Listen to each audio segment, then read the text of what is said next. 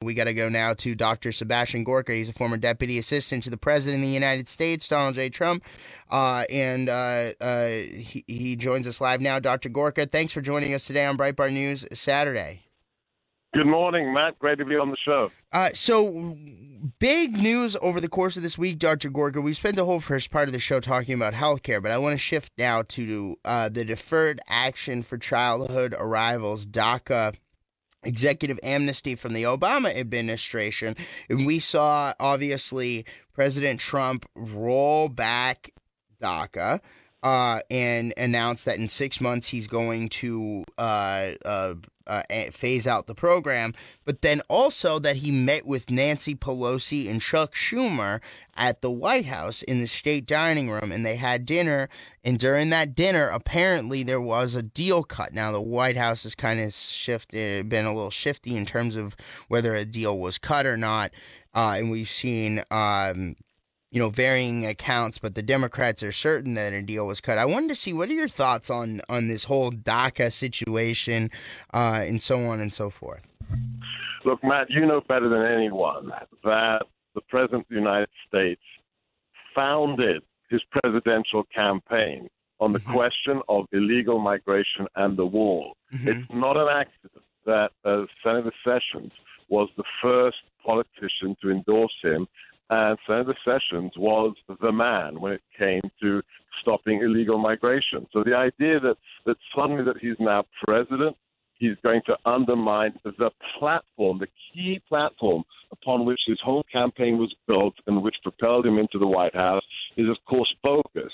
But we know people like Chucky, we know that Nancy Pelosi, as soon as they think that they're getting something out of the president, they're going to blurt out, they're going to tweet it out, but it's just fake news. The bottom line is the president said it.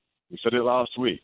He cut the Gordian knot. It was a Solomonic decision. He said DACA is unconstitutional. A president cannot legislate from the Oval Office, and that's when he told his now Attorney General Sessions to make the statement.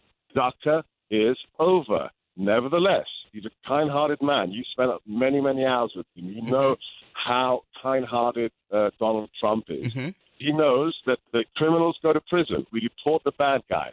We're not going to give amnesty to gangbangers from MS-13, but there are kids, or there were kids who came here through no fault of their parents, who will not be punished by deportation, but I expect some kind of work permit system or something like that to be put in place. So he's told Congress, work with me. And the biggest part of this story, you know it, Matt, the biggest part, the president, after 7 months of nothing from the GOP, has said, hey, guys, I've got an agenda. You don't want to help me? There's other people I'm going to work with, and look at what's happening, whether it's Congressman Dent or whether it's the potential primaries. He's sending a message to the GOP establishment. Yeah, and I think we're seeing the GOP establishment really come under fire around the country. You mentioned Congressman Dent. It's very interesting. He's the co-chairman of the Tuesday Group, which is the so-called moderates. Right. I don't think they're moderate. I think that the people who are moderate and mainstream are us. But anyway, that being said, to use the terminology of Washington, one of the moderates, and there was a rally in his district that was put on by Ed Martin from Eagle Forum and Rick Manning from Americans for Limited Government, and then all of a sudden he announces he's retiring or resigning. Isn't that interesting? Yeah, right as a primary challenge was getting announced and all that kind of stuff.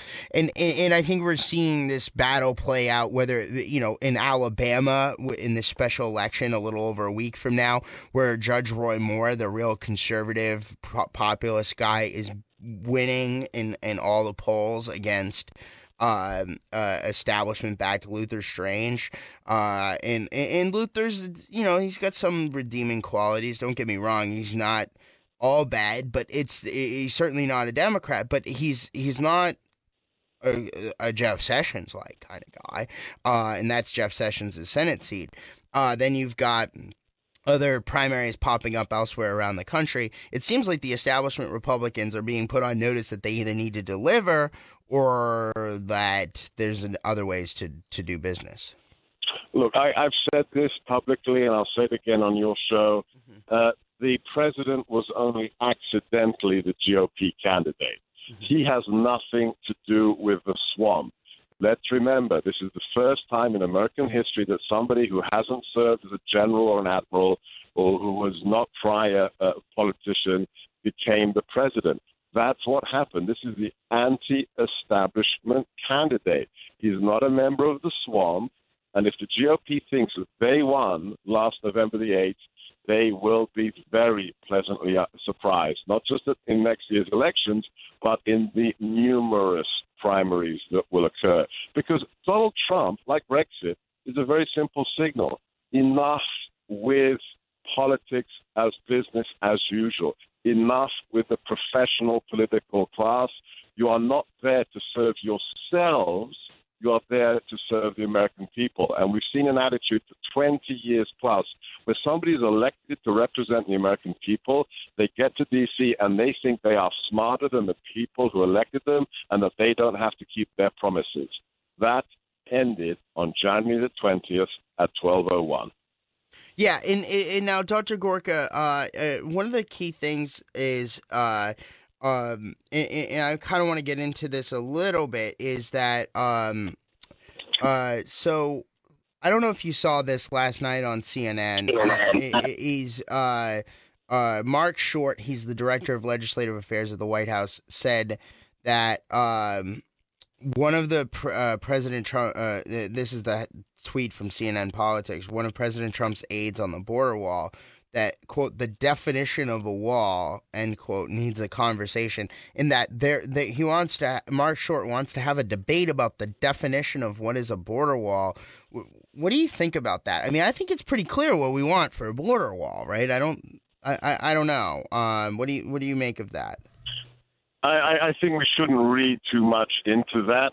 The fact is, if you look at the geography of the United States, we will not be building a wall across the whole southern expanse because in some places you physically can't build a wall. However, the government is already prototyping the designs of walls that will be used where a wall is relevant.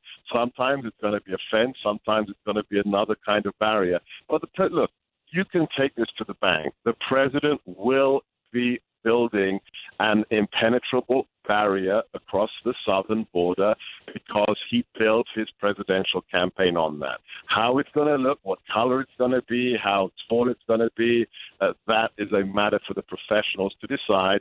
But we have to seal the southern border, and the president knows it. Mm-hmm. Now, Dr. Gorka, another thing is that so I did an interview this week with Senator Rand Paul about Afghanistan and other foreign intervention that the United States has been involved in. Now, obviously, one of the things that President Trump campaigned on was ending the Afghanistan war. I know that was an issue that you worked very hard on in the White House. And the president decided to end up going and doing a troop surge in Afghanistan, which kind of against his campaign promises. And Senator Paul says that the president should maybe go back to trusting his instincts, which were to end the war in Afghanistan, and also other U.S. intervention overseas in places that doesn't have a U.S. national security interest. For instance, the one place that continually comes up is the U.S. involvement in Saudi Arabia's war in Yemen. There's really not a U.S. national security interest there, but yet we are involved in providing supplies and refueling of Saudi planes and so on and so forth for their efforts there. The Senator Paul says that the president should go back to trusting his instincts and stop listening to these people who are whispering in his ear. What do you think about that?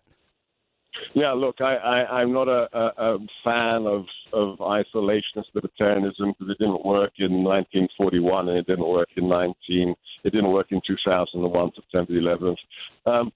But in this case, the senator's right. The president is a supernaturally instinctual actor. I saw him do this. We had at least half a dozen meetings at the National Security Council on Afghanistan. And at every single meeting until the recent one after Steve and myself left the building, the president had the right instinct. He said, why should we care? What are you talking about when it comes to descriptions of a federal government functioning in Afghanistan? He would point out from history, right? Remember how they called, Ronald Reagan the dunce when the guy had been giving lectures on conservatism for 20 years. The president is lecturing the National Security Council, President Trump, on, Alexander the Great couldn't do it. The British couldn't do it, and the Soviets couldn't do it, so now we're going to construct a federal Afghanistan. He knows his history, and I think, unfortunately, he is being pressured to follow 16 years of conventional thinking. But I've predicted already, since I left the White House, changes will be made at the highest level soon, probably before Christmas, because the president will realize sooner or later that he is not being well served by the people that are left inside the building.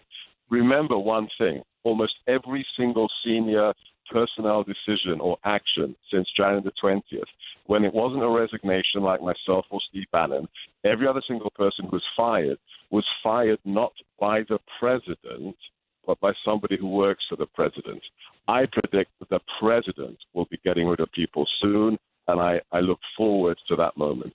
Wow, that is a bold prediction, and so and I hope you're right, because I think there are a lot of people in there who are not serving him well and have their own agendas and their own interests. Well, not only that, Matt. I think Tucker Carlson nailed it. I don't think Tucker's a massive fan of Steve or Breitbart, but after Steve left, what did he say? He did a little segment where he said, "Whatever you think about Steve Bannon, he would not have been at home in a Clinton White House," which is absolutely true. He wouldn't have stepped into or been allowed into a Clinton White House.